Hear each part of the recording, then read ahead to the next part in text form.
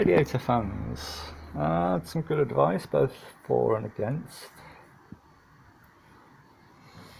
I'm still not convinced what I'm going to do, but I've got a fan. I've got all the stuff to do it anyway, which I got in a lot of stuff. So if I'm going to fit the fan, I'm going to rear mount it, and I'm going to make a cowl for it, fiberglass cowl.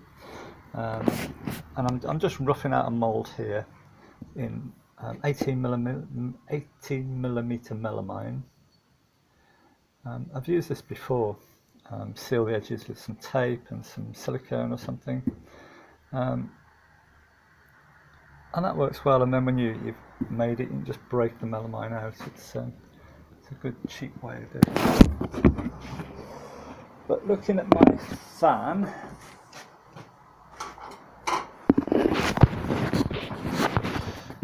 I marked all the weights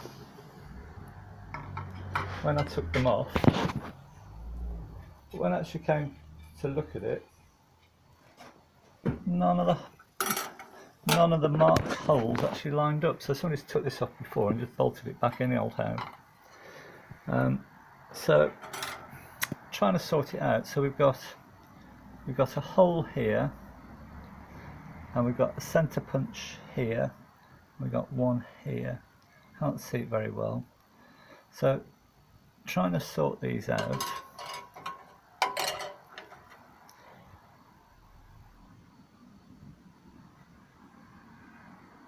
So there's the hole in that one, and there's the centre punch in that bottom corner. So that one must go there.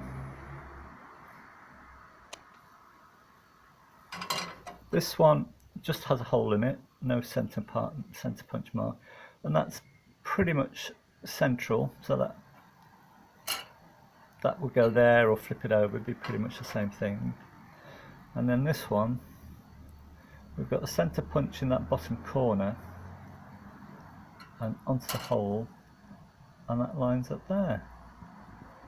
So that works. But these fan blades are quite bent, so I've straightened them all out. So whether it's still in balance, I don't know. So try and find a way of balancing that.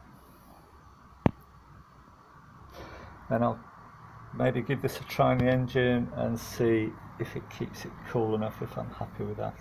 If it doesn't, I've got the mould ready and I can cast that up and just do a quick swap. This is what I've come up with so far. A couple of straight edges and a plate. I made that out of really thin stuff. It's about 1/2 mil thick.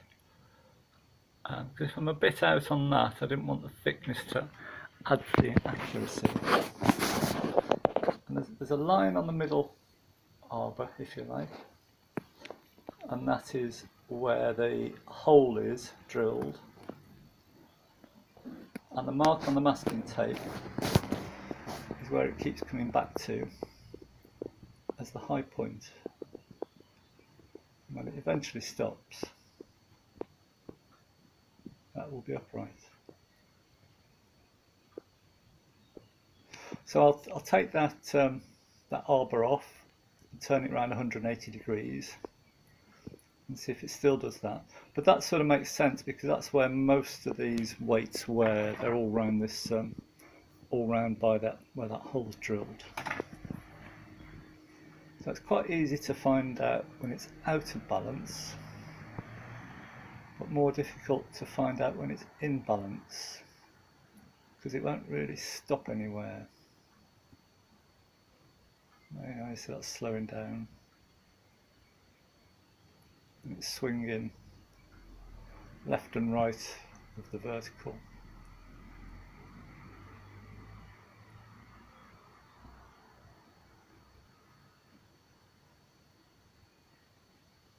Maybe got that mark slightly off to the right a little bit.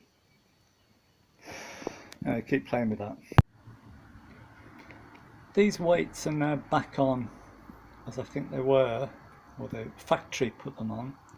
And as you'd expect, that's the heavy side. And these marks that I keep putting on, keep adding weights. And these are the new light sides. So as it was with the factory, that's wrong. It's swinging backwards and forwards past that horseshoe. So that's going to stop somewhere like that, I would say, eventually.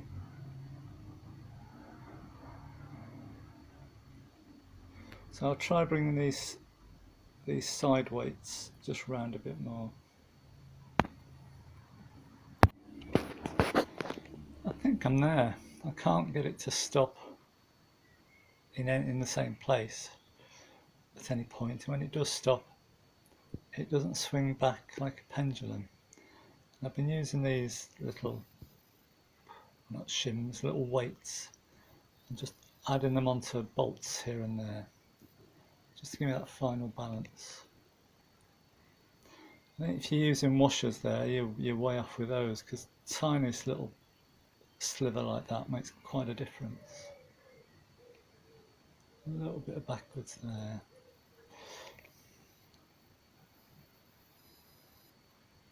But those weights are nowhere near the factory spec. I'll check it again tomorrow.